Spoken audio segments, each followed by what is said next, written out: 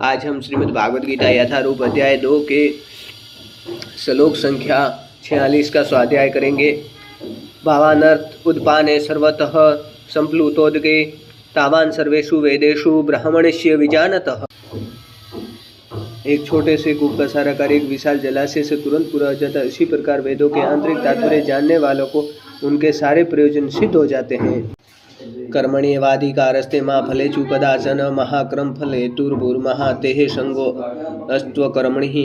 अर्थात तुम्हें अपना कर्म करने का अधिकार है, किंतु कर्म के फलों के तुम अधिकारी नहीं हो। तुम न तो कभी अपने आप को अपने कर्मों के फलों के कारण मानो, न ही कर्म न करने में कभी आसक्त हो। योगस्तुरु कर्माणि संत्यक्त्वा धनंजय सिद्ध्यो शमो भूत्वा समत्वं योग उच्यते।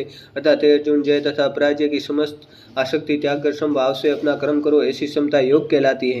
दुरेण हैवरम क्रहम बुद्धि योगात् धनंजय बुद्धो क्षण मन विश्व कृपणः फलेत्वः। अर्थात हे धनंजय, भक्ति के द्वारा समस्त गृहीत कर्मों से दूर रहो और उसी भाव से भगवान की शरण ग्रहण करो। जो व्यक्ति अपने सकाम कर्म फलों को भोगना चाहते हैं वे कृपण हैं।